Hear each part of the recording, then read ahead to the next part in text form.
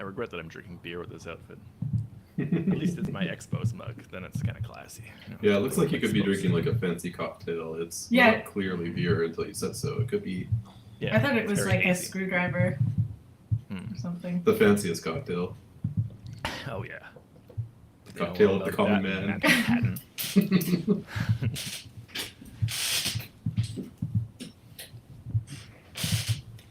Okay, let me just get us up on Instagram again here.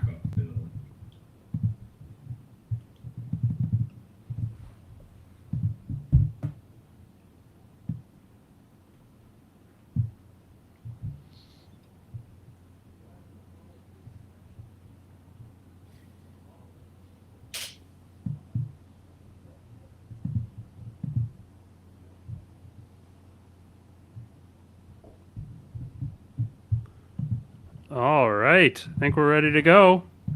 Hell yeah.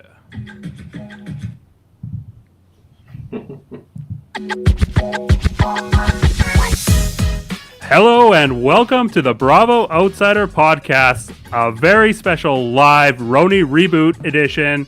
Joining me, making his triumphant return, is my co-host Dylan Ferguson. Dylan, how's it going? Happy to be back. Happy to be back in the saddle, riding the RHONY. Thanks for organizing this. I wanted to do a live stream since we started, and you sprung the whole suit theme on me. I didn't know it was formal wear for the RHONY reboot. I had to change really quickly. I was watching Wimbledon today, so I took my sartorial inspiration from them. Ready to go. Ready to get into it. You got to take a hint from the Countess. You know, it's proper etiquette. Yeah. R.I.P. the Countess. Each week we bring on an outsider who does not follow the show. This week joining us is two very good friends of mine, Alistair Dunlop and Michelle Anderson. Hey. What is this? Let's get some taglines read. Oh right. Oh no, I didn't think of the tagline. It's the best one yet. All the things I want to tell you. We've been through it all, but we rise not fall. Is that one? I don't know. My heart grew 2 sizes. Excellent. What poet of our times could have come up with such a beautiful turn of phrase? The Kaz God. The Kaz God, yeah, on Instagram. Yeah, maybe he's watching. Tag him. Don't tag him. I'm going to say some mean things. So we usually start out just by getting your experience with reality TV. What sort of reality shows do you watch? The closest thing I watch to a reality show is Jeopardy. Oh, okay. And I skip the part where they tell their sad stories.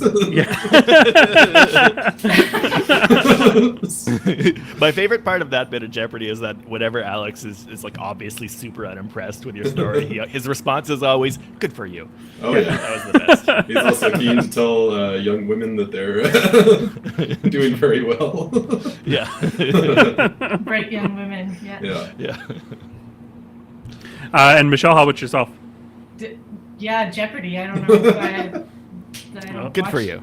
Yeah. I think I watched the first season of the first Survivor in 2000, whenever it came out too. That's formative. Yeah.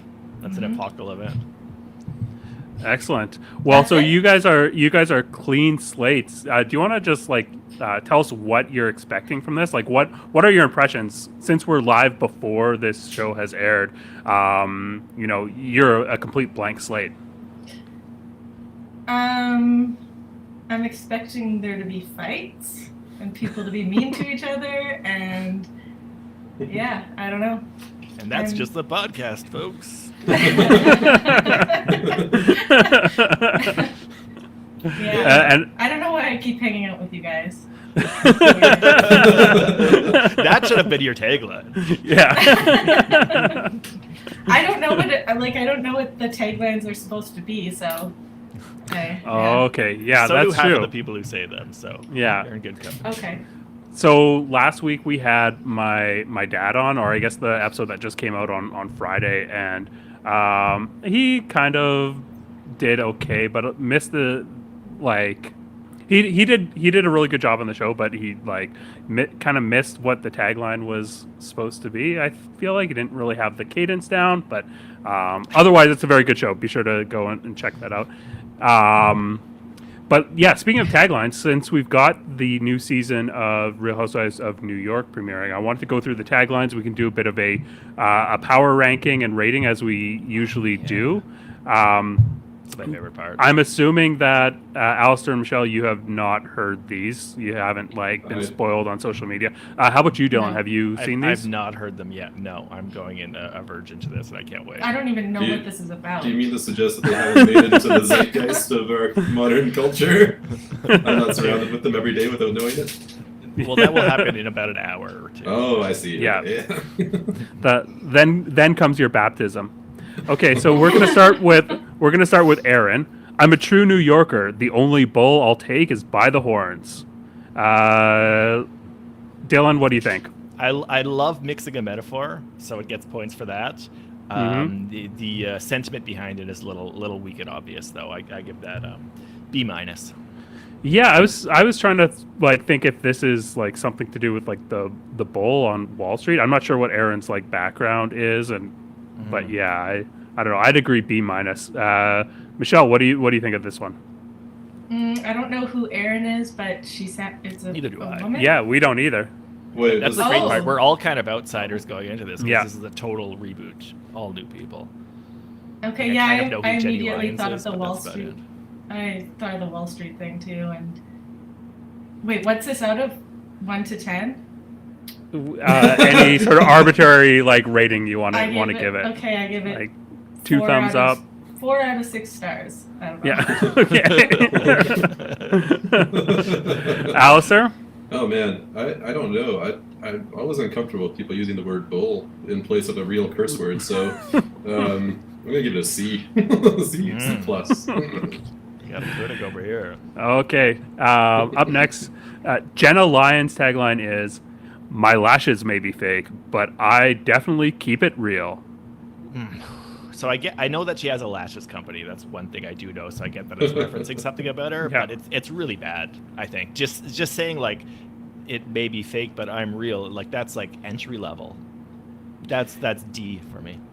Yeah, I don't know. I actually kind of like this one. I was going to put it, at about a B as well, but I get your take. I just think it's the most basic tagline sentiment. I feel Yeah. like that's something I could have written very easily and been like, yeah. Yeah, but you didn't even write one for this, so. Well, it would have been like that. Closet out. Yeah. I mean, technically mine was borrowed. Repurpose. Yeah. So Michelle, what was your rating on that one? Yeah, same as Dylan. It was bad. Yeah. Alistair? Yeah, I'm disappointed in the lack of confidence it portrays. Yeah.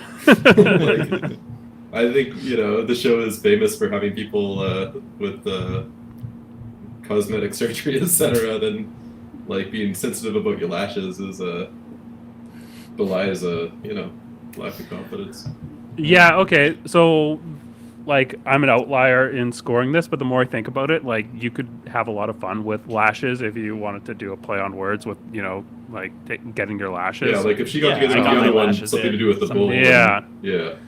Okay, I'm downgrading. I'm still gonna put it at a C, but yeah, I downgrading from a B there. Bryn's tagline is, "I love to laugh, but make me mad, and I'll date your dad."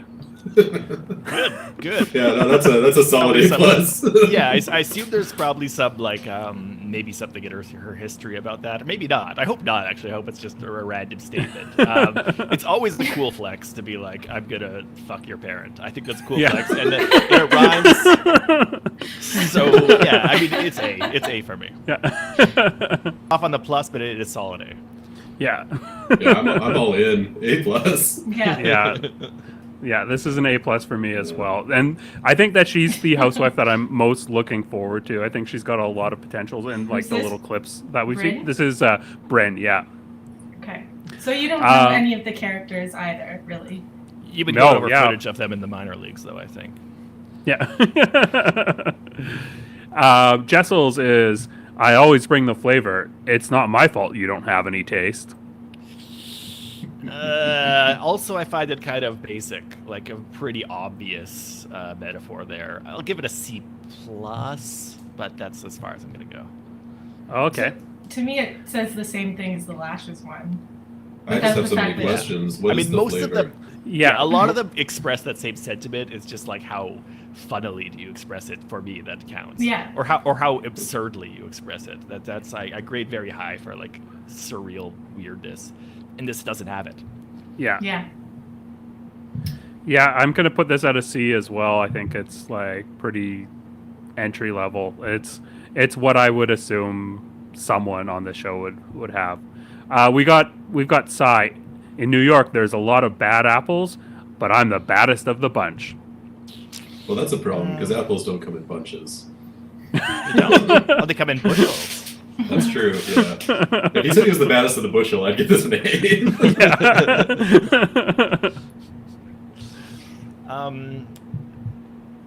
Yeah.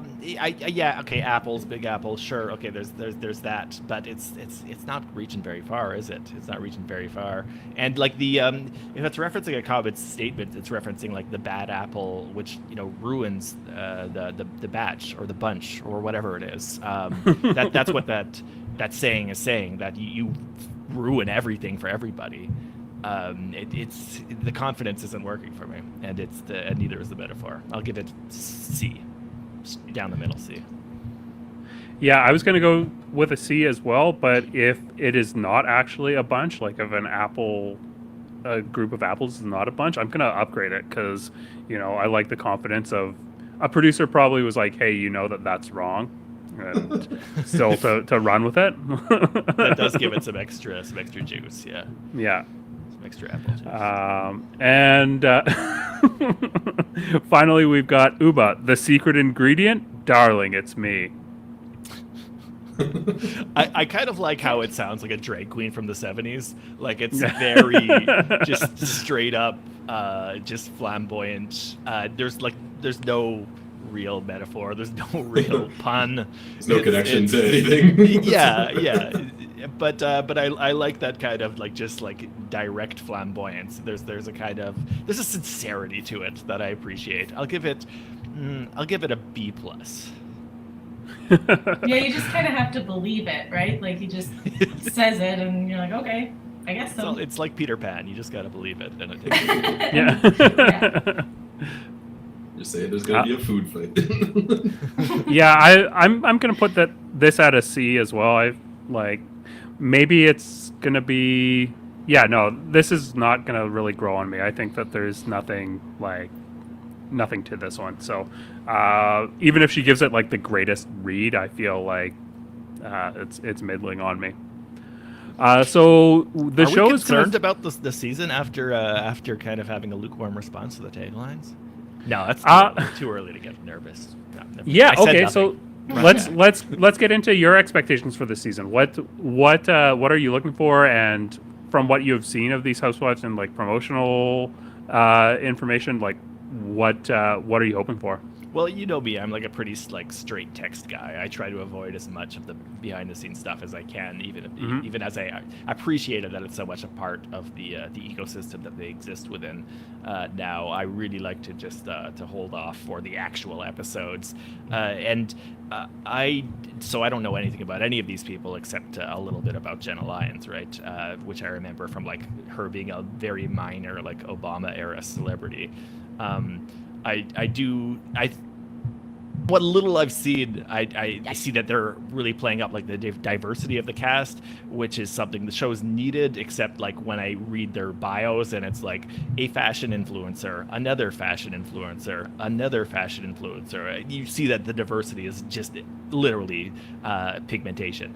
It doesn't apply to anything else about them as far as I can see from what little I've read. But we'll see. I don't know anything about them, so what do I have it to base on? I'm trying to keep an open mind. These taglines were my first introduction to this world. Yeah, I would say I'm pretty stoked about this. Just like I get so worked up and hyped on anything new, like when we got a new show and a brand new cast, like I'm really excited to see, who the true champions that are going to emerge from this. Like we could be witnessing tonight the birth of an all-time great, and I'm totally here for it. Yeah, this could be Alcaraz all over again. Yeah. I still in Wimbledon. I feel like, yeah, some of the taglines are lackluster. I really enjoyed Bryn, and like everything that I've seen from her is like really energetic. I started following all of these new housewives on Instagram like the moment they were announced at BravoCon. So I've seen like bits and pieces. Bits and pieces of their like social media, what they're putting out there. It's mostly drama free, but just kind of like hearing some of the other accounts of the cast, I'm really excited about Bryn because she seems like a wild card, and like her social media presence is actually like seems like pretty funny and energetic, and I feel like those are two key characteristics of the past incarnation of Real Housewives of New York, and I think that she seems like she really embodies that. Also, I feel like Jenna Lyons, she is a known name, and she has a very distinct style from everyone else. I love that in the promotional material she's like carrying her little yippy dog, and she really like stands out. And also just having like browsed Reddit and also like looked at comments on some of these posts about these people, people have had like not so nice run-ins with her, so that gives me hope that she might like be a vile, devilish villain that we need, and could give us one of those. Yeah, absolutely. Usually you need multiple of them to keep it going. So I'm really hopeful that she's gonna kind of bring some conflict to the table. The other ones, like you said, Dylan, I think it's been a very kind of it seems very generic and cookie cutter in terms of like they've gone to Central Housewife casting and picked a few names out of the hat. I mean, actually, Jessel seems like she might be a lot of fun as well. And yeah, but aside from that, I don't know. We'll see what happens. I don't really know what to expect here. Yeah, I'm also kind of interested culturally in like the way that I think we're gonna get a new version of what the baseline expectations for what like an aspirational wealthy New Yorker is, because the old school cast still had that like lingering trace of that almost like Edith Wharton, Henry James kind of world where embodied mostly by Countess Luann de Lesseps, who would be like getting angry at Bethany because she told her chauffeur that her name was Luann instead of Countess de Lesseps. And like there's a lot about like going to the opera and like who are you going to see at the opera, like those kind of like really old world European inherited traits of like what you expect a wealthy influential person to be. We're still like hanging around in the OG cast of RHONY, and to see what the cultural reset is going to be with this new version of the cast, as like a bunch of influencers mostly, it seems like. I'm really interested to see where they take that idea culturally. Are they all from New York? Is that the premise of this? Yeah, well, they all reside. Yeah, they all reside and like operate socially within. So that makes the like Apple one even more egregious. I can't believe you guys scored it so high. That was just like the extra one that the producers made. So that like whoever didn't come up with one, they got that one. Did you not know that ROHNY, like the NY was New York? I figured it out just now. Sherlock over here. But speaking of New York, like there's a trope or a saying that, you know, anytime that New York is featured in like film or TV, that, you know, it's a character. Like, you know, New York is a character on this show. I think like Real Housewives of New York is no exception to that, and that's something that we discussed a little bit a week and a half ago with Billy Chung when we were discussing places. It will be interesting to see how the character of New York City is reimagined here. Yeah, especially post-COVID. Yeah, post-COVID for sure. It's a whole new world. And what do we think? Do we think Harry Dubin is going to make an appearance in New York? Will he return with this new crop of women? Why are there rumors? Well, he just has found his way back into like Housewives of New York so many times that I would not be surprised to see him on a plane, especially after hearing Bryn's tagline with the dating your dad thing. Yeah, well, yeah, maybe there'll be a jump scare in the post credits scene. Yeah. I have a question. Yeah. Why did you make us listen to Coffee and Love? We're gonna talk about that. We don't have time to talk about that, but like, we better talk about it because I don't want to waste my time here. Yeah, as Michelle said, we're going to be talking about a song again. We did this a couple of weeks ago with Rusty Robot when he was on the show. We're talking about Coffee and Love by Ashley Darby again. So we're going to be back live after watching the RHONY reboot. We're going to do our recaps. We're going to talk about Coffee and Love, talk about music, talk about New York, and that'll be a day. The show is about to start in a couple minutes. So do you guys have any final thoughts before we get into it? Just stoked. Just ready to go. Amped up. All right. Same here. Okay. Well, thank you guys. We're going to get ready to watch the show. Hope everyone enjoys it, and we'll see you here afterwards.